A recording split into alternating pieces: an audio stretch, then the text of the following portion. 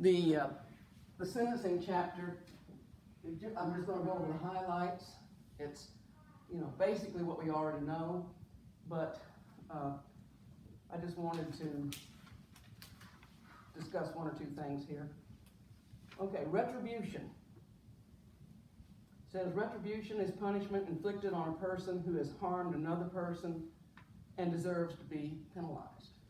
Now, that leads to what type of penalty, what type of sentencing, okay? Basically, we have had sentencing to deter further crime.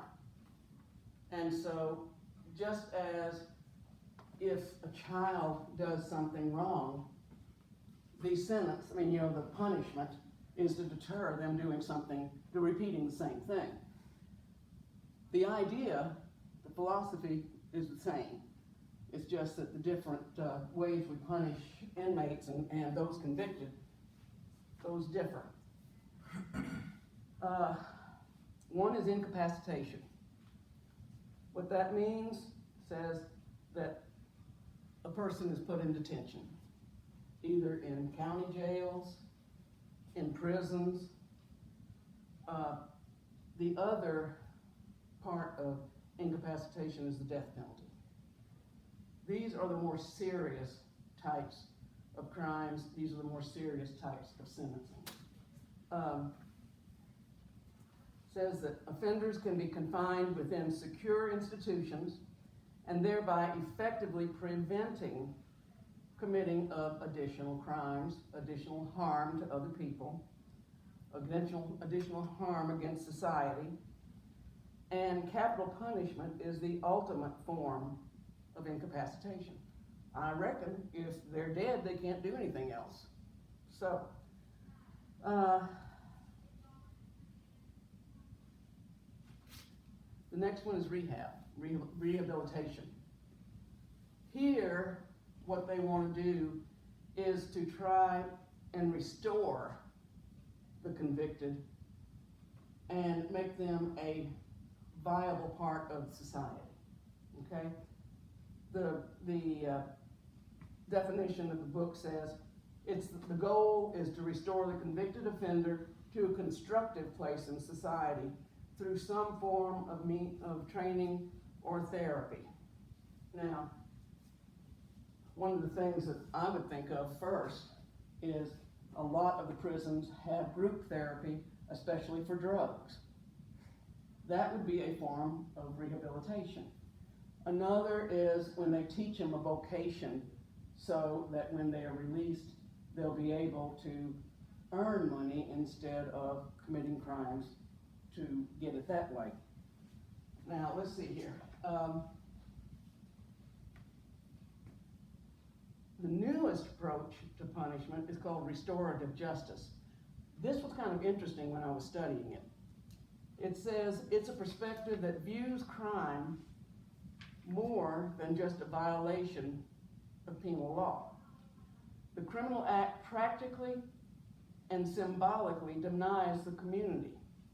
It breaks trust among citizens, requiring the community members to determine how to contradict the moral message of the crime that the offender is above the law and the victim beneath its reach.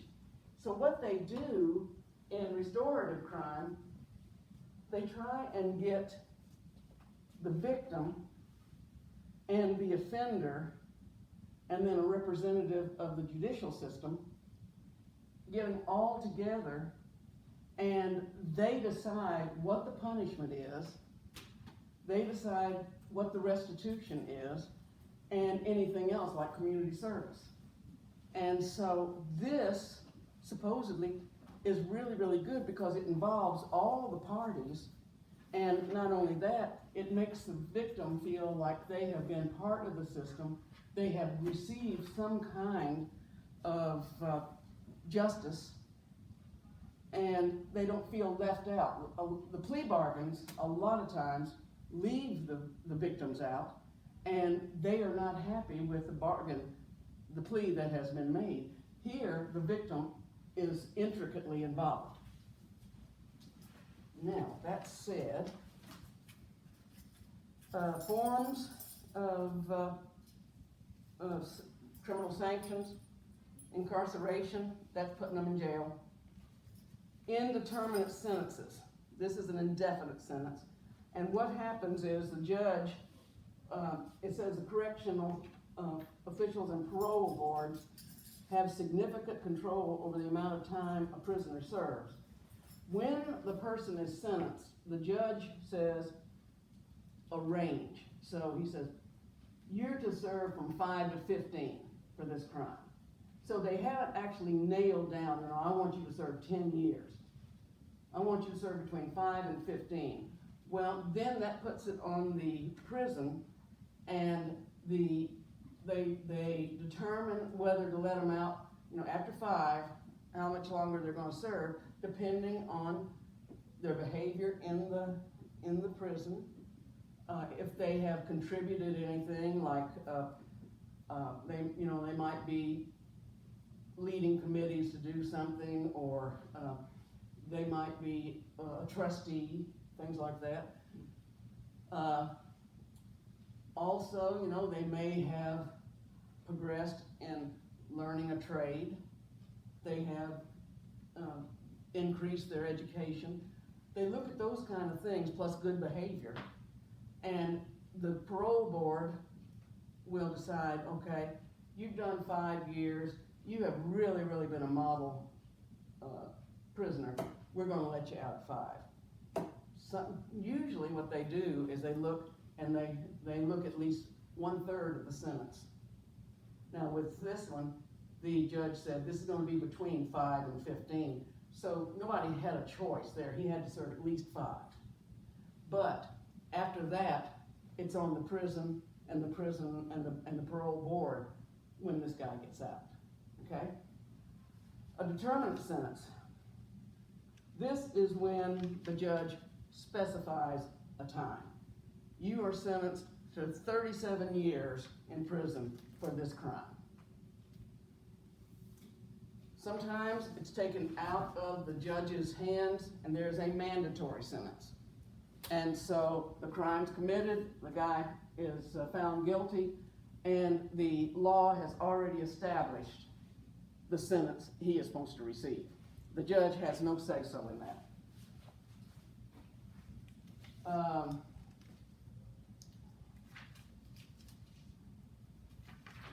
I think that's the main thing I wanted to cover there.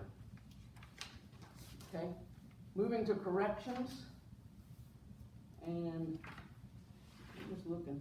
I don't think we've got, but I think one more chapter, so I think we're gonna be good. Guess I could get my little clicker here. I knew I was forgetting something.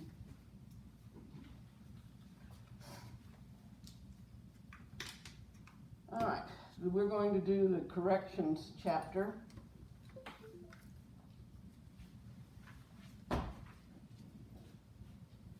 Correction, the idea of corrections actually started during the Enlightenment. Okay?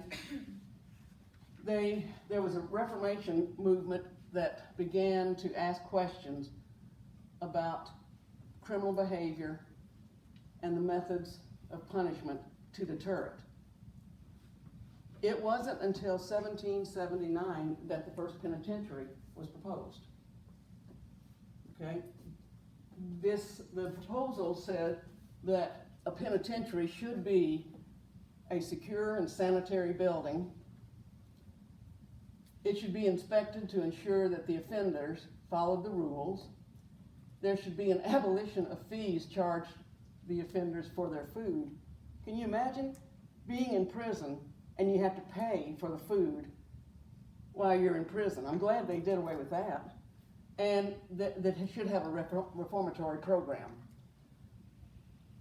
The Americans copied the European model, okay? At that time, jails existed only to hold people awaiting trial or to punish them for not paying their debts. Gradually, a modern penal system emerged, and it was more fitting to the offender and the crime. So, you know, I know that there are some countries in the world that if you steal something, they'll chop your hands off. And that's to prevent you from stealing anything again. Well, here, we're saying that we're wanting to have a penal system that's fair and that the punishment fit the crime. And also to take the offender into consideration as well. In fact, the new goal then of prisons were not to inflict pain, but to change the person.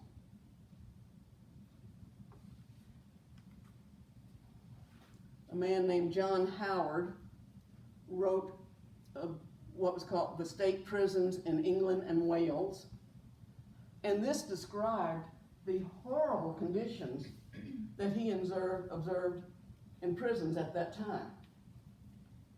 Well, the public was outraged, and they responded by having what's called the Penitentiary Act of 1779. This created something different than a jail. This was a place that when somebody was sentenced here, they were sentenced to hard labor. But they basically couldn't be imprisoned for more than 2 years. These institutions would be based on 4 principles. Again, a secure and sanitary building, inspection to ensure that offenders followed the rules, again, absolute abolition of fees to offenders for food, and a reformatory regimen. Well, the evolution of the development of corrections, or the evolution of corrections, first we had the Pennsylvania system, the New York system. Then we have to look at how the prisoners were dealt with in the South and in the West. Then there was a reformatory movement. We have to look at women in prisons, the rehabilitation model, the community model, and now the crime control model. Let's see here. Okay. The Pennsylvania system, here one of the things that they came up with was the person was isolated completely. He wasn't able to talk to anybody. He had a solitary cell, and there was no communications of any kind allowed. It was separate confinement. They thought, the logic behind this was that it would give the prisoner time to reflect upon his sin and have a change of heart, a change of character, and resulting in, when he was released, he wouldn't do it anymore. Okay? So prisoners should be convinced to change. It would prevent further corruption. They would have time to reflect on what they've done. It was punishment. It was great punishment because people are social, and to be isolated for that long of an amount of time is a it's a very severe type of punishment. Economically, it was economical because they said that it would work, the person would repent, see the error of their ways, demonstrate that, and be released. And so that was the Pennsylvania system. It stressed repentance and it stressed reflection. Then we have the New York system, the Auburn Penitentiary. Here, prisoners were held in isolation at night, but they worked during the day, and what they would do is they would be sent in town to work for the businesses in town. They would work I'm sorry, this is, here they worked during the day at the prison, and they would make things there, but they still were working under a rule of silence. They were forbidden even to exchange glances at each other during the job, even while at meals. It was a very strict, very rigid discipline, very strict, rigid obedience, very strict, rigid silence. They would, and this is what I was talking about a few minutes ago, they would actually contract prisoners out to businesses, and those people would use them and basically abuse them, but they would pay the prison X number of dollars to have this person do this kind of labor, okay? Then we have the contract system, which I was telling you about. The prison was producing footwear, barrels, carpets, furniture, clothing, etc. And so here, what they were doing was by going out and working in the community, they were bringing in money. So therefore, the advocate said that they were covering the operations cost by working in the community.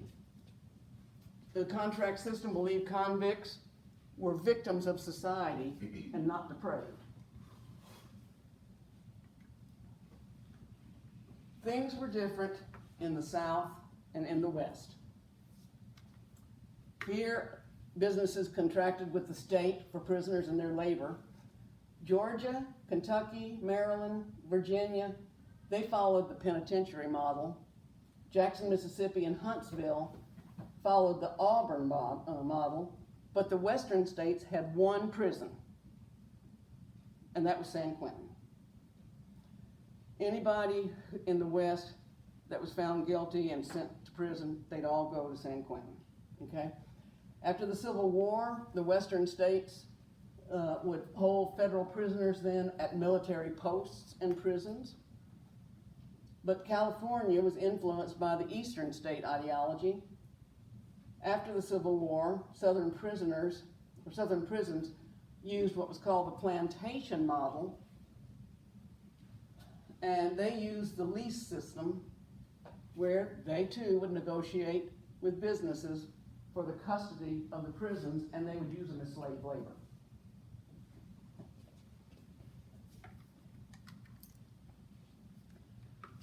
All right. The reformatory movement, it started, I think, around 1870. And it says it emphasized training, the mark system, indeterminate system, sentences, and parole. Now let's see if I've got something on that.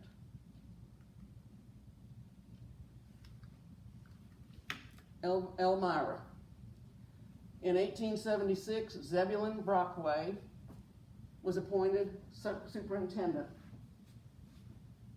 He believed that diagnosis and treatment were the key to reforming prisoners and to having them rehabilitate rather than punishment, rather than using them as slave labor, rather than isolating them and such. When they came into the prison, individual interviews would decide where they would work within the prison walls, where they could be most effective, okay? It was hard work during the day, but then at night, they didn't have free times. They had to work on their academics, vocational studies, and moral subjects. Inmates who did well in this system were released. If I'm not mistaken, they had indeterminate sentences, and so it was subjective on the prison on who was released and how well they did in this environment.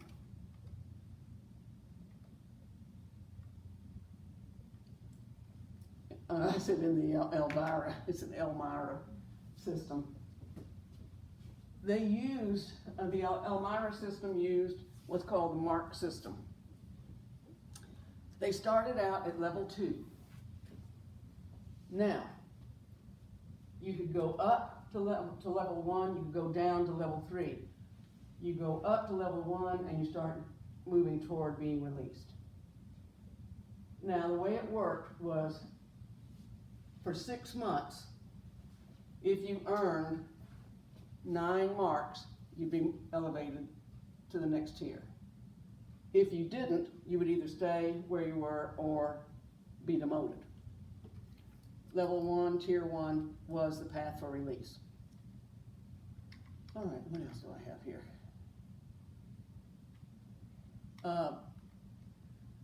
One of the things about the reformatory movement, already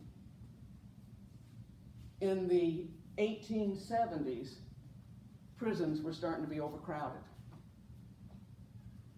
Now, there was what was called the Declaration of Principles. This was a new design for prisons. This reformatory philosophy said, and the Declaration of Principles said, that prisons should operate on the philosophy of changing the inmate. Release should be based on reformation. Proof of reformation is not based on time. It would be the actions, okay? We covered that one. Covered that one.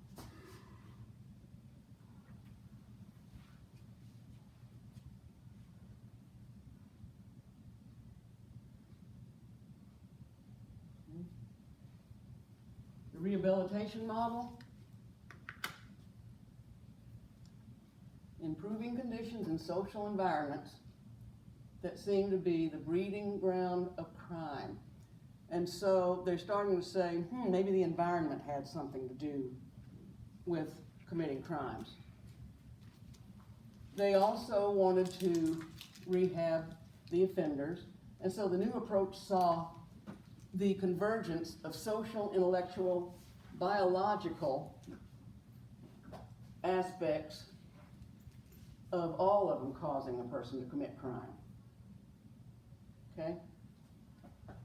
Now, the medical model, I can tell you right now, they're going to say that something biologically caused them to commit the crime.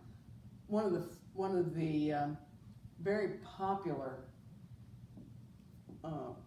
aspects of the medical model would be that there was a gene, there was DNA that figured in on it. Here it says correctional institutes were to be staffed with people who could diagnose the causes of individuals' criminal behavior, prescribe a treatment program, determine when the offender was cured, and then could be safely released to the community. Now, the example that I would give there would be, say, a schizophrenic.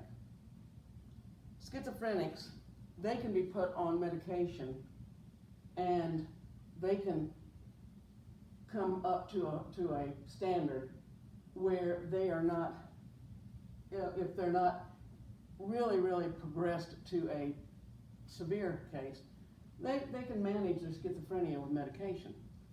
Well,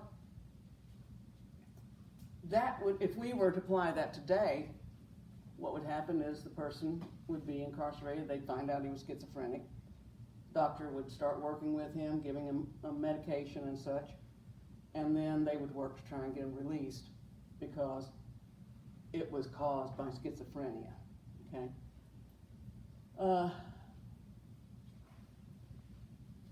Says that poorly designed programs were largely abandoned.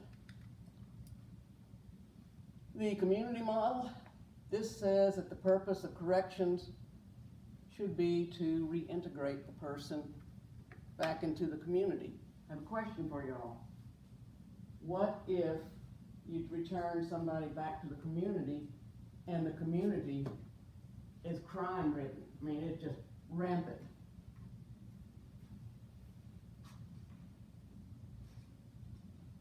They're just gonna do it again. What? They're just gonna do it again. That's a problem.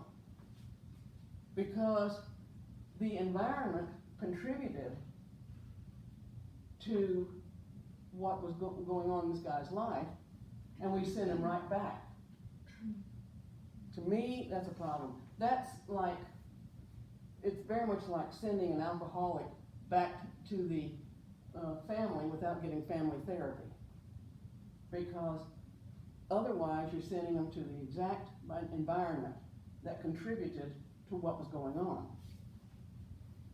It argued that corrections should focus on providing psychological treatment and increasing opportunities for offenders to succeed. Okay, in the late 1900s, we have the crime control model. More punitive, makes greater use of incarceration, especially for violent offenders. Longer sentences, mandatory sentences, strict supervision of probationers and parolees.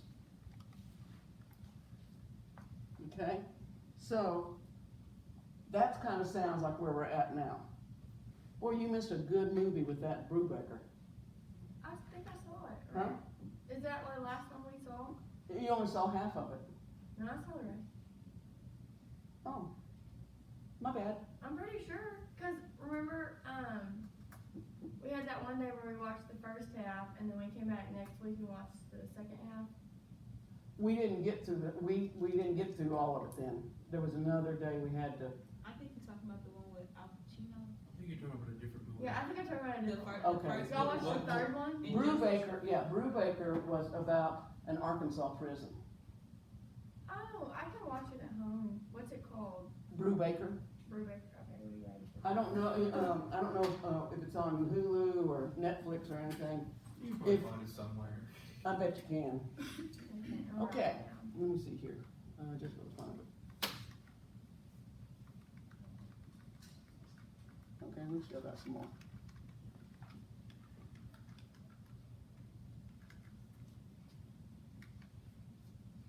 All right.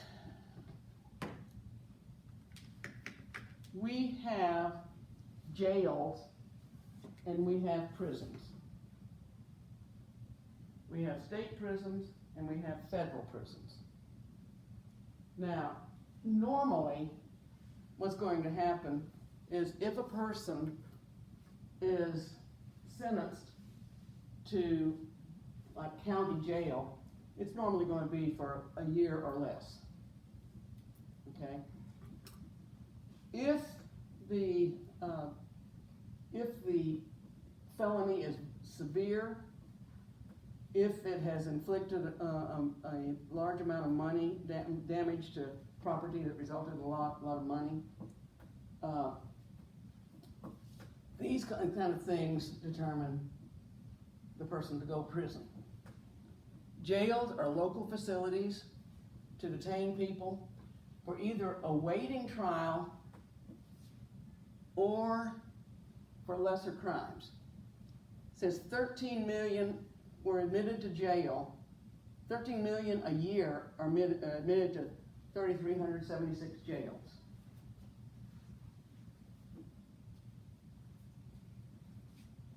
Jail administrators are having problems. Overcrowding is one. Having to put a large group of diverse criminals together can be a problem. Because let's say that you've got a young kid that got into some trouble and he's supposed to be there 3 months, but you've got some hardened criminals over here and they are occupying the same space. They could be bullying this kid. They could do harm to this kid. And so you've got a problem there. The jails can be very expensive. Anybody here heard of Tommy Robinson? we had a county sheriff for Pulaski County named Tommy Robinson.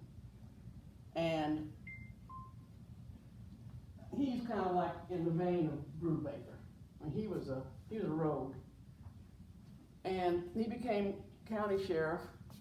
And one of the first things he did, there were a slew of robberies at convenience stores. And they would rob the convenience stores, and then they would shoot the clerk. Got to be a bad problem. So Robinson got on television. He was pretty new, I think, as a sheriff. Got on television, and he said, I'm instructing my deputies a new way of handling these convenience store robberies. He said, I'm going to assign a group of deputies, and they are going to rotate through these, they're going to rotate staying at a convenience store for a certain amount of time, and if these people come in to rob that convenience store, I want you to see what they're going to encounter. And he takes out this shotgun, and he walks over to the camera, and he said, it's going to look just like this. And he said, the second they see a gun, they're going to start firing. And he said, we're not going to tolerate this anymore. Those robberies cleared up immediately. Well, he started begging the state penitentiary to please take his prisoners. You agreed to take so many prisoners. I'm overcrowded. I'm out of compliance with the regulations. You have beds, but you're saying that you can't give me those beds. I'm saying you will. And so, the prison comes back and said, no, we're not going to do that. And so he said, okay. He said, I'll let you handle the problem. He takes prisoners, handcuffs them to the prison fence, and leaves. And he said, it's their problem now. And miraculously, they found beds. This guy was, like I said, he was a rogue. And I know you all have heard of Say McIntosh. You haven't heard of Say McIntosh? Okay. He was a guy that was an activist. And, he would come in and he would interrupt meetings and such. And he was very, very much of an activist. Well, one day he decided to put a cross on the front grounds of the Pulaski County Sheriff's Office. And he put this cross up there, and he hung himself on the cross as a testimony to the oppression and all the bad things that were happening to minorities in the city. Robinson came out and said, you are not complying with the law, you need to leave. And McIntosh said, no, I'm not going to do it. And he said, you can choose to leave, or I will motivate you. And so he goes, no, I'm staying here. Robinson gets a chainsaw, comes out, and starts to cut the cross down. McIntosh came off of that cross and didn't mess with Tommy Robinson anymore. He was very, very much like the sheriff at Maricopa County in Arizona. And the people loved him. The people loved him because he was a man of action. He got results. But there was a lot of people that didn't like him because he was so controversial. But getting back to what we were talking about, that was his way of handling overcrowding. Just take them to the state prison and say, you do what you're supposed to be doing. All right. says, there are laws of corrections. One is a hands-off policy. Said it dominated prior to 1960. It said that judges should not interfere with the administration of correctional institutions. So what that says is that it was once the judges made the sentence, they were supposed to be out of the loop. Okay? Cooper versus Pate ended that policy. Law of corrections, what laws are pertinent to this particular unit? First Amendment. Since 1970, courts have extended the rights of freedom of speech and expression to prisoners. They used to not be able to have as much freedom on that. Courts have not extended the Fourth Amendment rights to prisoners. Hudson versus Palmer allowed prison officials to search cells and confiscate materials. Search and seizure does not apply, the Fourth Amendment of search and seizure does not apply to prisoners. They've given up that right. The Eighth Amendment, the prohibition of cruel and unusual punishments, have been tied to prisoners' needs for decent treatment, minimum health standards. We saw how bad it can get with Brubaker. Now, the problem here is what defines cruel and unusual punishment.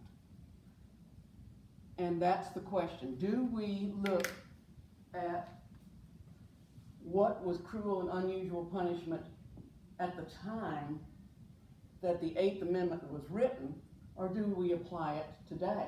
If we apply it today, do we just apply it to America, or do we look at the entire world and see if it would be noted as being cruel and unusual worldwide? So that's a problem that you have to look through when you're looking at the Eighth Amendment. The 14th Amendment is it's used to apply the Constitution to state government functions, including prisons. Wolf versus McDonnell allowed for basic procedural rights when decisions are made about disciplining inmates. Equal protection, Lee versus Washington, said there should be no discrimination based on race. And Glover versus Johnson said there should be no discrimination based on sex. And what is the impact of the prisoners' rights movement? It has improved the institutional living conditions and administrative practices.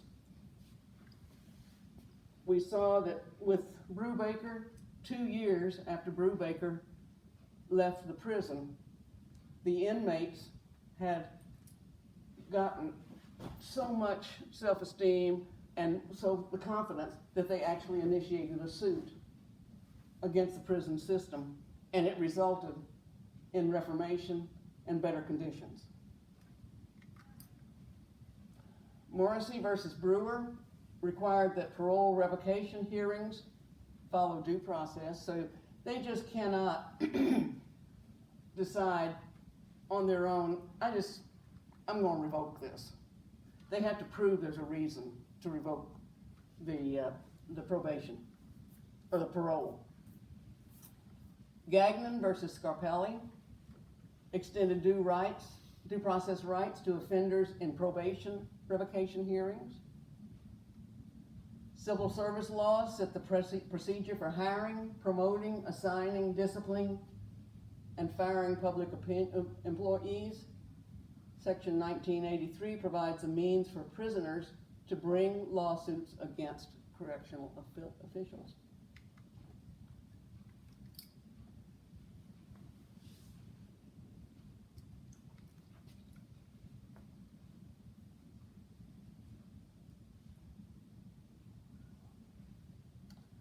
Probation.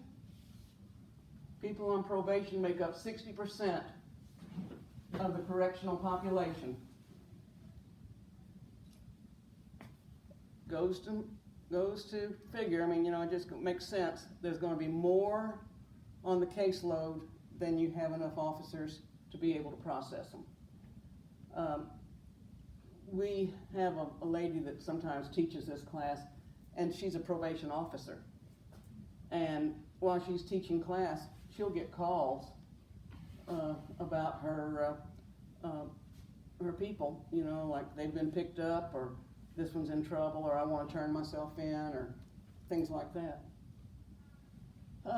Growth has been based on cost factor more than ideological support.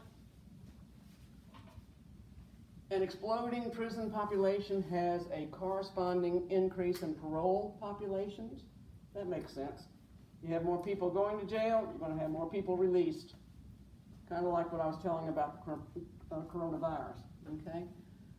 Today's parolees are older, they're more likely to have been sentenced for drug violations, they've served longer prison sentences and have higher levels of substance abuse and mental illness. Has anybody heard what Oregon did? They decriminalized heroin. It's like the hard drugs. Like Hard drugs, all the hard drugs. What is wrong with those people? Okay, I think, About to go to Oregon. do what? Demi Lovato's gonna move to Oregon.